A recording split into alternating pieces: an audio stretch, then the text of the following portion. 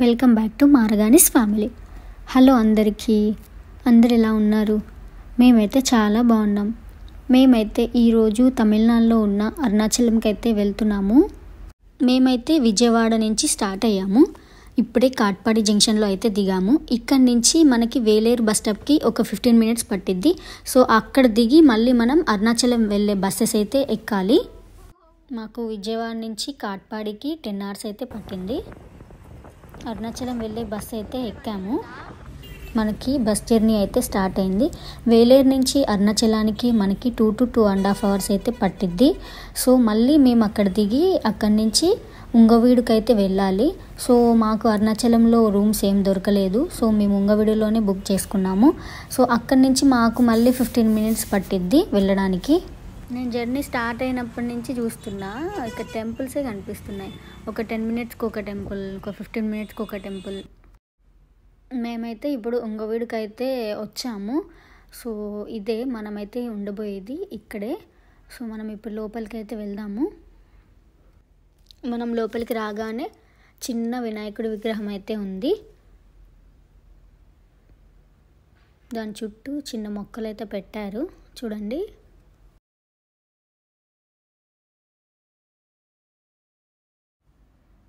వీళ్ళు స్కూటీ కూడా రెంట్కి అయితే ఇస్తారంట. సో మనమైతే ఇప్పుడు ఉండబోయేది ఫస్ట్ ఫ్లోర్లో. సో మనం ఇప్పుడు పైకి అయితే వెళ్దాము. మనకి పైన మొత్తం 4 రూమ్లు అయితే ఇచ్చారు. Copper, silver, gold and diamond. So ఈ 4 రూమ్లలో డిఫరెన్స్ ఏంటంటే, కాపర్ సిల్వర్లో బాల్కనీ లేదు, ఈ గోల్డ్ ఇంకా డైమండ్లో బాల్కనీ ఉంది, అంతే డిఫరెన్స్. సో మనకి ఇంకా పైన ఒక చిన్న మినీ కిచెన్ కూడా ఇచ్చారు. మనం కిచెన్లో యూజ్ చేసుకునే థింగ్స్ అన్నీ కూడా ఉన్నాయి.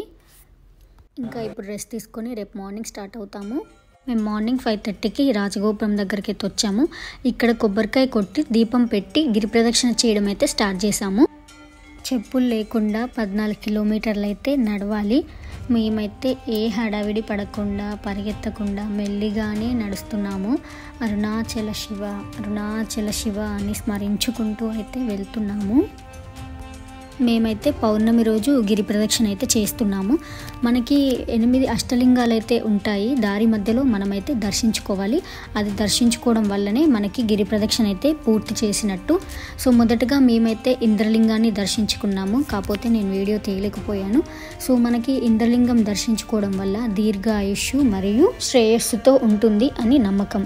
తర్వాత మేమైతే వినాయకుడు కనిపించాడు అని వినాయకుడిని దర్శించుకుందామని వచ్చాము. ఏ విఘ్నాలు లేకుండా ప్రశాంతంగా మాది గిరి ప్రదక్షిణ జరగాలని అయితే దర్శించుకున్నాము. సో ఇక్కడ తాయితలు కూడా కడుతున్నారు. మేమైతే కట్టించుకుంటున్నాము. అది కట్టినందుకు 100 rupees అయితే ఇవ్వాలి. చూడండి. తర్వాత బయటకు వచ్చాక హారతి అయితే తీసుకోవాలి. అష్టలింగాలలో రెండో లింగం అగ్నిలింగం. ఇది ఆగ్నేయ దిక్కు కుడివైపుగా ఉంటుంది. ఇది కొంచెం లోపలికి ఉంటుంది.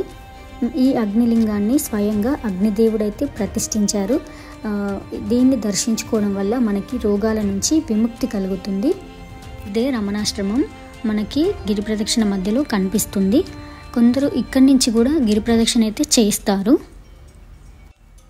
ఇక్కడ చూస్తే మనకి వేరే టెంపుల్స్ కూడా చాలా ఉన్నాయి. మేము పౌర్ణమి రోజు గిరి ప్రదక్షిణ చేస్తున్నామని చెప్పాం కదా. సో చూడండి ఎంత జనాలు ఉన్నారో. పౌర్ణమి అంటే గిరి ప్రదక్షిణ చేస్తే మంచిది అని చాలా జనాలు అయితే ఉన్నారు. అది కూడా అందరూ మార్నింగ్ నుంచే స్టార్ట్ చేశారు. ప్రతి పౌర్ణమికి ఇలానే ఉంటారంట జనాలు. అందరికీ అనుకూలంగా ఉండాలి నడవడానికని వెహికల్స్ని కూడా ఎక్కువగా అలో చేయట్లేదు. నెక్స్ట్ అష్టలింగాలలో 3వ లింగం యమలింగం. యమధర్మరాజు యముడు ప్రతిష్ఠించిన శివలింగం. ఈ లింగాన్ని దర్శించుకోవడం వల్ల మనకి ఆర్థిక ఇబ్బందులు ఏమీ ఉండవు.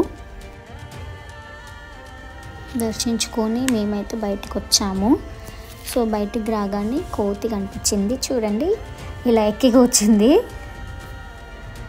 సో హారతి తీసుకొని అయితే మేము వెళ్తున్నాము. ఇప్పుడు సమయం 8:30 అవుతుంది. సో ఎండ అయితే స్టార్ట్ అయింది. సో అందుకే జనాలు కొంచెం ఫాస్ట్గా వెళ్తున్నారు. మనకి దారి మధ్యలో వాటర్ అయితే ప్రొవైడ్ చేస్తున్నారు. దానికైతే ఇబ్బంది ఏం లేదు.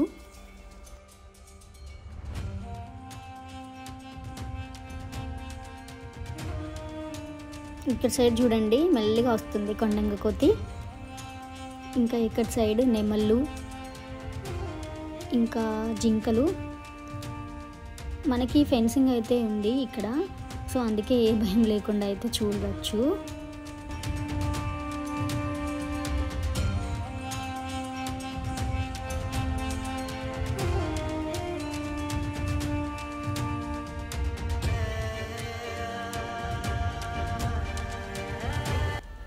నెక్స్ట్ అష్టలింగాలలో 4వ లింగం నైరుతి లింగం. ఇది నైరుతి దిక్కులో ఉంటుంది.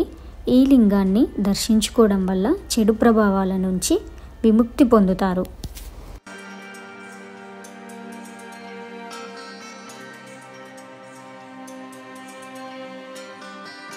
ఇంకా సపరేట్గా 2 లింగాలైతే ఉన్నాయి, సూర్యలింగం ఇంకా చంద్రలింగం. అయినా మేమైతే దర్శించుకున్నాము సూర్యలింగం.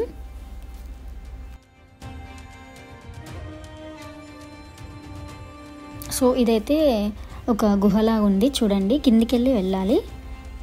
చాలా బాగుంది.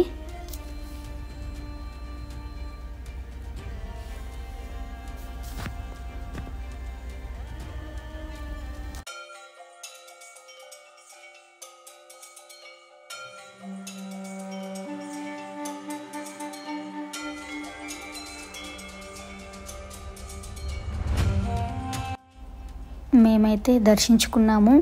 శివుని చూస్తుంటే అలానే చూస్తూ ఉండిపోవాలనిపిస్తుంది చూడండి.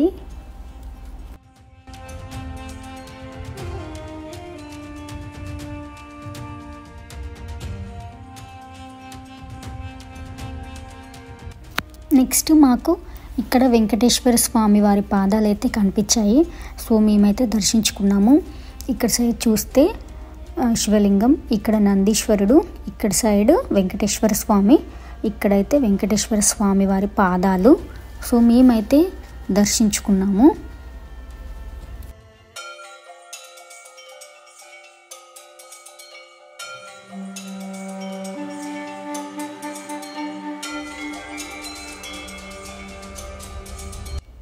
నెక్స్ట్ అష్టలింగాలలో 5వ లింగం వరుణలింగం. ఈ లింగాన్ని వరుణదేవుడు ప్రతిష్ఠించారు.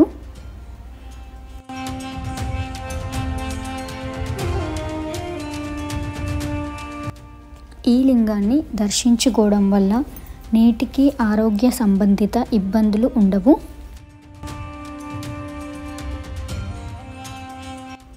నెక్స్ట్ మేమైతే శ్రీ అర్ధనారీశ్వరుని ఆలయంకి అయితే వచ్చాము. ఇక్కడ స్వామివారి రూపమే ఇక్కడ ప్రత్యేకత చూడండి. ఇక్కడ ఏం చేస్తున్నారంటే ఒక చాటలో ఎండు టెంకాయ ఇంకా వేరే పూజా సామాగ్రి తీసుకున్నారు. దాంట్లో ఒక దీపం పెట్టి దేవుడికి చూపించి దీని చుట్టూ తిరిగి ఈ మండుతున్న అగ్నిలో అది వేసేస్తున్నారు.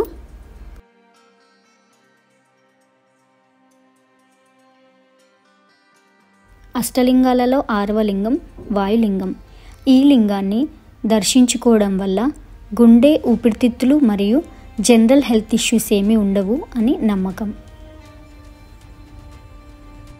ఇక్కడ ఒకదాని మీద ఒక రాయి అలా నిలబెడితే ఏదైనా కోరిక తీరిద్దంట. అష్టలింగాలలో 7వ లింగం కుబేరలింగం, దేవుళ్ళలో ధనవంతుడు. సో మేము అది వీడియో అయితే తీయలేదు. అష్టలింగాలలో 8వ లింగం ఈశాన్యలింగం. ఇది దర్శించుకోవడం వల్ల ప్రశాంతత ఇంకా శని ప్రభావాలు ఏమైనా ఉంటే కూడా తొలగిపోతాయి. చూడండి ఎంత జనాలు వచ్చారో, చాలా పెరిగిపోయారు. సో మేమైతే మార్నింగ్ 5:30కి స్టార్ట్ చేసాం కదా, మాది 11:30 వరకు అయిపోయింది. సో మాకైతే 6 hours పట్టింది. సో ఇంకొక 2 kilometers అయితే మేము దర్శనానికి వెళ్తాము. సో చూడండి ఇంకా వస్తూనే ఉన్నారు. మేమైతే మోక్ష మార్గం మిస్ అయ్యాము, బట్ మేము నెక్స్ట్ డే చేసాము. సో మీరు చూడాలనుకుంటే నేను షార్ట్స్లో పెడుతున్నాను చూడండి. మేమైతే దర్శనానికి వచ్చాము. సో పౌర్ణమి అని చెప్పి జనాలు చాలా ఉన్నారని ఇలా బ్లాక్ చేశారన్నీ. సో ఇలా తిరిగి తిరిగి తిరిగి వెళ్ళాల్సి ఉంది.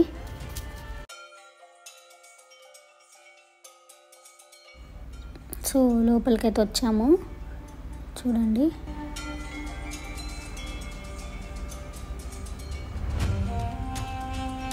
గుడి లోపలికి రాగానే ఎంతో సంతోషంగా ఉంటుంది. సో ఈ ఆర్కిటెక్చర్ చూసినప్పుడు కూడా అంతే హ్యాపీగా ఉంటుంది. సో అంత బాగా చెక్కించారు. ఈ నందిని బల్లాల మహారాజు ప్రతిష్ఠించారు.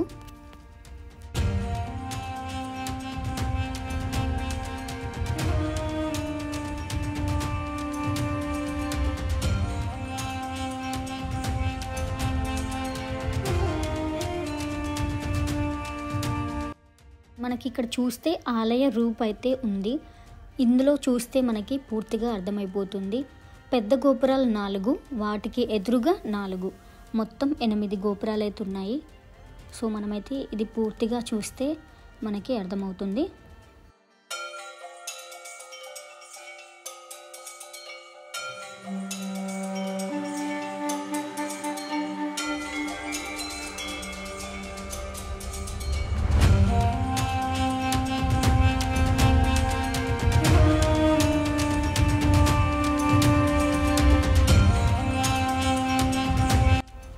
దర్శనానికే వెళ్తున్నాము. స్వామివారికి ఇప్పుడే అభిషేకం చేశారంట. సో ఆ అభిషేకం చేసిన వాటర్ అయితే ఇక్కడి నుంచి వస్తున్నాయి. అవి తీసి బొట్టు పెడుతున్నారు. మేమైతే గర్భగుడిలో ఉన్న శివలింగాన్ని అయితే దర్శించుకున్నాము. ఎర్రటి కాంతులు కలిగినటువంటి పరమశివుడు సర్వమంగళ స్వరూపంతో ఉంటాడు. ఆయన అన్ని ప్రాణులకి కూడా విశేషమైనటువంటి ఉపకారం చేస్తూ ఉంటాడు. అంత గొప్పగా పరమశివుడు వెలిసినటువంటి క్షేత్రం ఈ అరుణాచల క్షేత్రం. మనకి ఇక్కడ చూస్తే 1000 స్తంభాలు శ్రీకృష్ణదేవరాయలు నిర్మించారు. చూడండి, ఇక్కడ మొత్తం చుట్టూ స్తంభాలు ఉన్నాయి.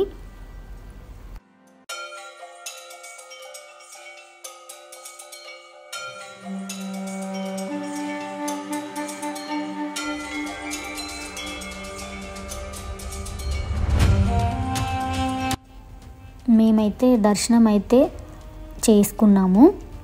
సో మనకైతే ఇక్కడ నుంచి చూస్తే కొండంతా కనిపిస్తుంది. చూడండి, ఈ కొండంతా కలిపితే శివ అగ్ని స్వరూపం అంట. సో మాకైతే గర్భగుడిలో అయితే చాలా వేడిగా అనిపించింది. మనం ఒక్కసారి పరమేశ్వరుడా, నాకేం తెలీదు, నాకున్నవన్నీ పాపాలే, నిన్ను నమ్ముకొని వస్తున్నాను, నువ్వే నన్ను అరుణాచలం ప్రవేశం చేయించు అని అడిగినటువంటి వారు మాత్రమే అరుణాచలంలోకి ప్రవేశిస్తారు. అంతే తప్ప అహంకృతితో కొంచెం డాంబికంగా బయలుదేరితే అరుణాచలంలోకి వెళ్ళరని, అన్ని అడ్డంకులే వస్తాయని చెప్పొచ్చు. పరమ నిడంబరంగా వినయంతో ప్రవేశిస్తేనే మనం అరుణాచల పట్టణంలోకి రావచ్చు. ఎందుకంటే ఇది అంత గొప్ప పుణ్యక్షేత్రం. మా దర్శనం అయితే అయిపోయింది. మేము ఇంకా రాజగోపురం నుంచి బయటకు వచ్చాము. మీలో ఎవరైనా వస్తే అరుణాచల హోటల్ అని ఉంది. దీంట్లో మనకి రూమ్స్ కూడా దొరుకుతాయి. సో ఇక్కడ ఉంటే మనకి టెంపుల్కి దగ్గరగా అవుతుంది. సో ఎవరైనా వస్తే ఇక్కడే తీసుకోండి. Thanks for watching. If you like the video, do like, share and subscribe to Maraganis family.